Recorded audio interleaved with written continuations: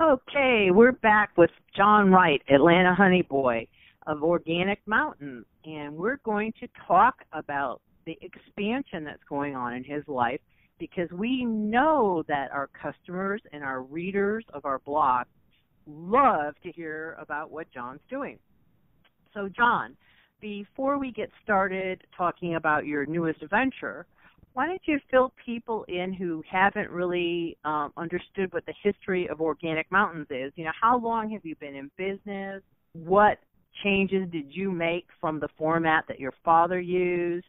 And I know that you've expanded into many farmers markets and stores at the moment. And just kind of give us a little thumbnail sketch of the history of Organic Mountains. Oh, sure, Queen Bee, absolutely. So to start from the beginning, my great-grandfather, who I never had the pleasure of meeting, but I hear he's an amazing guy, he was a beekeeper, and he absolutely loved the bees. And my dad took an interest in beekeeping at a very early age when he was a kid, probably around 6 or 7, actually. And by the time he was 10, my great-grandfather said, you know, it's time for you to really take some ownership here because, you know, you're following me around in the bee yards all the time and you obviously really love this. So he decided he was going to give him 10 beehives on his 10th birthday. And it doesn't sound like a lot to somebody who may not be familiar with beekeeping, but 10 beehives for anyone is a lot to take care of. So all of a sudden, my dad at the age of 10 had a lot of bees on his hands. So that's what started it all. And ever since then, my dad has just grown and grown and grown his business.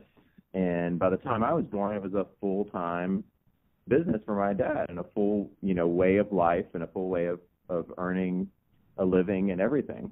So I've grown up with the bees my whole life.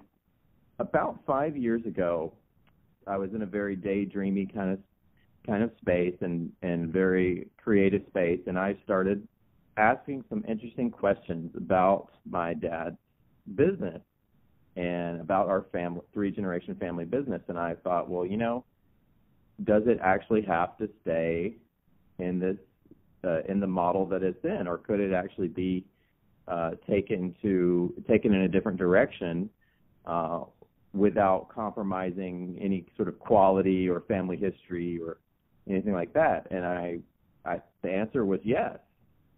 So I decided that I could actually make this brand that would reach the customers that would really, really appreciate all of the health benefits of the honey, as well as all of the unique flavor profiles of each small batch that we do. And that's what I've done. So I've created a brand, and I've positioned our honeys in such a way that they're reaching a urban audience of people that are foodies and people that are into health and wellness.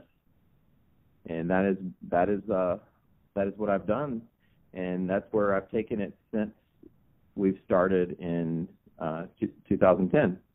Okay, I've heard the term lean startup. And my understanding of that term is that there are minimal financial resources and other kinds of resources to start up the company, and somebody basically does the startup on the drive that they have, the energy they have, the amount of time they spend, various connections they have, and things like that. So can you tell us something about what Lean Startup was like for you?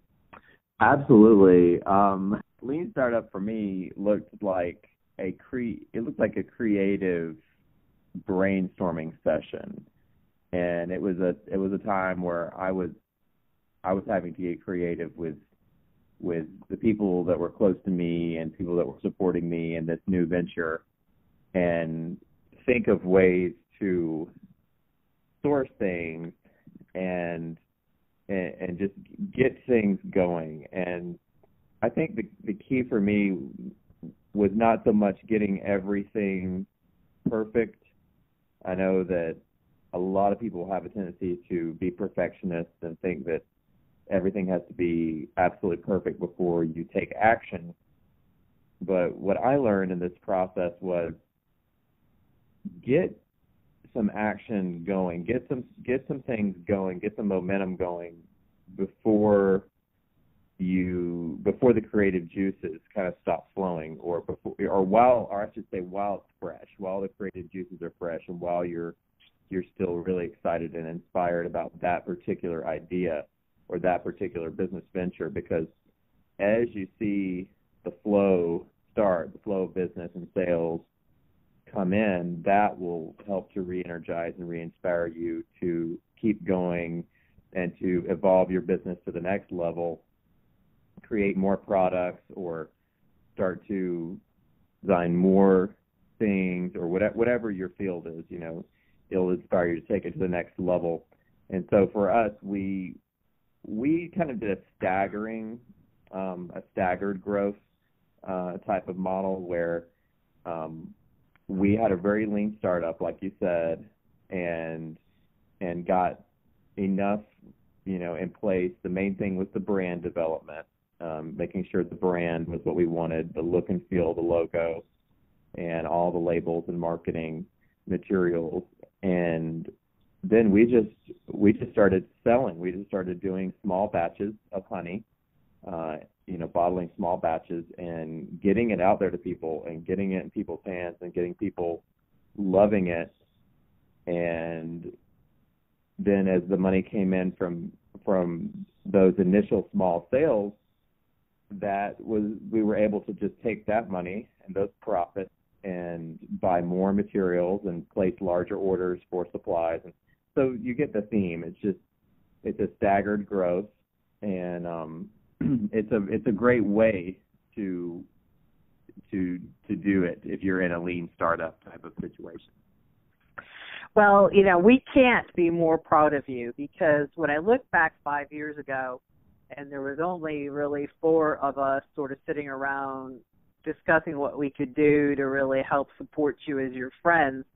And then we see that you have employees now, and that you're in several farmers markets and in over a dozen stores in Atlanta. It's just amazing what you've done as a young man, because, heck, you're only in your 20s. So, why don't you kind of describe for our readers, now that they understand how small you started, where you are now, and then we'll start talking about your next expansion. So, yeah, since then, we have grown at a sustainable, steady pace. And that being said, that's 5 years. So that's over a long period, which I consider 5 years a long period, since I'm to me 5 years is a long time, because I'm in my 20s. So yeah, we have actually branched out from we started out just doing 2 farmers markets, literally a week.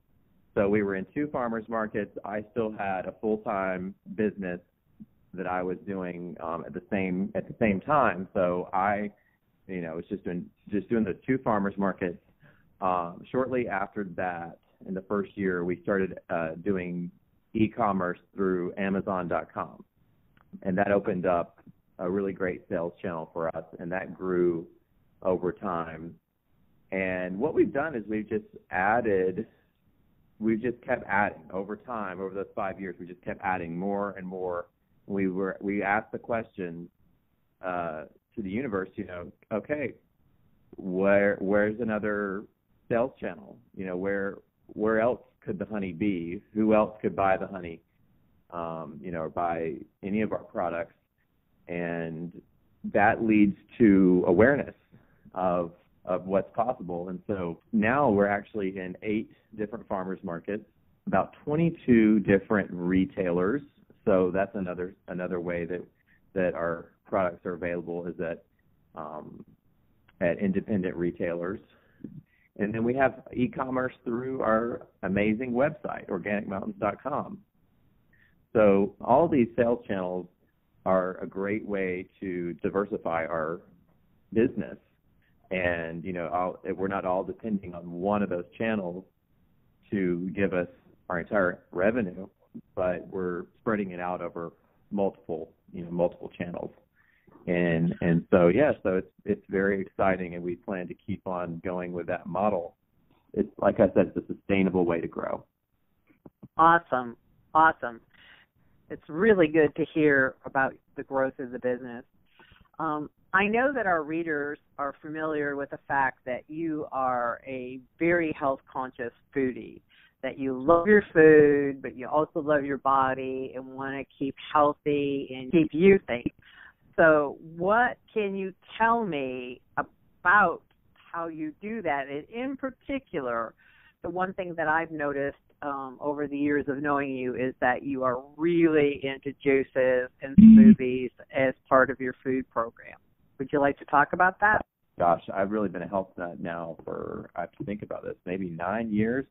When I was about 20 years old, I met this amazing lady who was probably in her 70s, but she was just glowing. Her skin was glowing. She had a lot of energy. She was not just kind of dragging around, and she was amazing and amazing health. So I really noticed that and started to, ask her a lot of questions, because I was very curious about how could she be, in this amazing health at her age and just feel so good and look so good. So she started to tell me about these whole food supplements that she takes every day. And I never heard that term before, whole food, and she was using a lot of different terms I'd never heard. So I was very intrigued. And so long story short, I started taking the same supplement, and at the same time, I was learning about what these supplements were, why they worked the way they did, why your body needed them. And also, I was learning about what real food was versus processed, manufactured food. And I was blown away that nobody had ever told me, any of this information before. Like, I've been eating bread and pasta my whole life, thinking that I'm supposed to be getting more of that every day than fruits and vegetables, because it's at the bottom of the food pyramid. So I was just blown away that I felt like I've been lied to my whole life. So through that awakening and through that education, I continue to be inspired all the time to learn more and more about nutrition and the way that the body interacts with real food, with juicing, with supplements, with minerals, vitamins, all of that, because I just find it absolutely fascinating how there is such a direct connection between total, mind, body, spirit wellness and nutrition and food. About 6 years ago, I discovered this amazing juice bar, and it's in Beaufort, Georgia, and I just was blown away by the experience there. It's so personal. When you walk in, they greet you, and you can ask them any sort of question about health or wellness, and they will help. Even if they don't know the answer, they will help you find the answer. So you get a lot of personal attention, and everything that they make, you can customize and have it your way. It leaves a very lasting impression. It makes you really want to come back. So ever since discovering that amazing juice bar, I thought one day it would be so awesome to be able to provide this to the Atlanta audience, because this juice bar is not in Atlanta. But I knew that where I live in Atlanta, the demographic down here, the people down here, would absolutely love and appreciate this type of experience and all of the benefits that come along with, the juices and smoothies that we do there. So that's how that started. And then about 3 months ago, I was having a conversation with Jake Rothschild, who owns Jake's Ice Cream, and he let me know that he was wanting to open a juice bar in the Irwin Street Market where Jake's Ice Cream is. And so I had a great conversation with Jake and went over a lot of different things and decided that this was going to be just an amazing opportunity to have a first location of my first juice bar. And so it's been very exciting time to have this new business that I can also work in with and tie in with Organic Mountain because it's so food related and real food, nutrition related. So, yeah. So awesome. Well, I was really intrigued about the story of the Dr. Mojo partnership coming together. And can you tell me a little bit about that? And how did being a lean startup owner of a food business really help you branch into another area?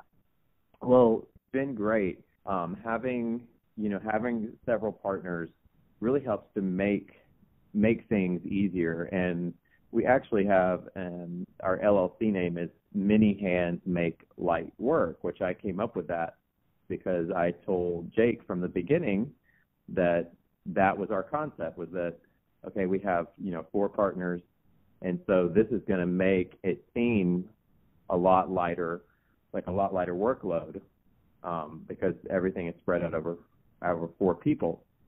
And so that really helps a lot financially as well as time and energy-wise too. And on top of that, what makes the dynamic even more exciting is that everybody can bring their innate skill set and strengths and experiences and knowledge to the table to contribute and not have to go outside of that and try to be everything for the whole business. So in other words, for example, accounting is not, and numbers are not my strong suit, but that's okay. I don't have to do that because one of the partners is very experienced in that area. So that's what they bring to the table. So that's been a great dynamic for us, and which has helped a lot. And so yeah. Great. Well, tell us something about what you're doing at Dr. Mojo's. I know I've been in there, and I think it's an absolute hoot, and the juices are amazing. Dr. Mojo's, I am really overseeing a lot of different things. I'm considered the team leader, as they call me. So what I do is I make sure that we're staying focused on the big picture, on our goals, that we're staying consistent with our brand, which is very important, that we keep customer service at the highest priority, so even above growth. So for me, like a lot of people traditionally in business might think, okay, well, we really need to somehow grow from point A to point B no matter what. I've learned through experience, and that's part of what I bring to the table too. It's just the experience. But I've learned that you're putting the cart before the horse, so to speak. Great customer service, quality, delivering what you say you're going to deliver, being who you say you are, all those things are way more important than growth. And from the consistency of those things and from providing those things in an authentic way, the growth will be a lot more sustained, like it'll be a lot more consistent growth, and you're building a much more solid foundation that way, even if it takes you longer. So, and if people don't like that model, then I suggest doing something like a different kind of investment than a business model like this. But this is a business model that I care about, so that's why I think it's worth it to do it that way. And so those are the kind of things I contribute to the business, as well as my nutritional knowledge and creating some of our menu items and things like that. Because right now you have juices and healthy salads and healthy lunches and healthy baked goods, isn't that right? That's right. And we're just getting started, so. Awesome. So, well, yeah. I was so impressed because, here you're only in business for a few months and you do have your fixed store location, but don't you also already have food trucks going out because they're requested by companies? Yes, and that's the exciting thing about it, is that we are blessed to have some amazing connections with companies like Delta, and so they have requested a food truck that actually has our juices, smoothies, and salads on it. And so we have been working on fulfilling that request now for about a month, and we're getting pretty close to having that all up and running and ready to go. So we're very excited about, we call it our second location on wheels. Oh, that's awesome. And I also hear, although I know that Jake doesn't want us to mention their names, but I hear that many of the movie crews that are working in the Atlanta area come into Dr. Mojo's, and that if our local customers want to come in and try the juices and the smoothies and the baked goods and the salads and so on, they might get a wonderful surprise. Is that true? They definitely come in, and we've seen them come in multiple times. So we're just excited to have them coming in, and also that we just love that they feel comfortable enough coming into our space and our business. And we always get really excited when they try our lovely items and give us great feedback. So awesome. Well, is there anything else you'd like our Organic Mountains customers and listeners to know about your expansion from a lean startup to an expanded Organic Mountains to also being a partner in Dr. Mojo? Yeah. What I would say is that if I can give anything of value in this to our listeners, is that what has been interesting about the journey for me is that one of my virtues that I tend to hold pretty dear is that I keep my doors open. And by what I mean by that is much more of a spiritual, energetic intention rather than anything literal. So I keep my doors open in that way to new opportunities, to new experiences, to new businesses. And what's really magical about that is that when you do that, what comes to you is very much in alignment with who you really are, things that you really care about, and will put you in a purposeful place, in a place that you actually enjoy the possibilities that are flowing in, versus doing something that is more forced, or more you're doing it because you feel like you have to do it or you should do it or anything like that. So I would encourage anyone that this concept resonates with to put that kind of intention out there and hold that sacred for you, and see what happens, see what kind of possibilities come up. And like I said, it's not always a business, but a lot of times it can be a business or an idea, concept, or something you might want to create. It's always really amazing to see the magic that happens behind that. Well, thank you so much for doing this interview, John. I am sure that our listeners will love what you've got to say, and they'll be so glad that they got a chance to hear your voice once again, and the wisdom that you have to share. So without further ado, let's tail this off. Awesome. Thank you so much, Queen Bee.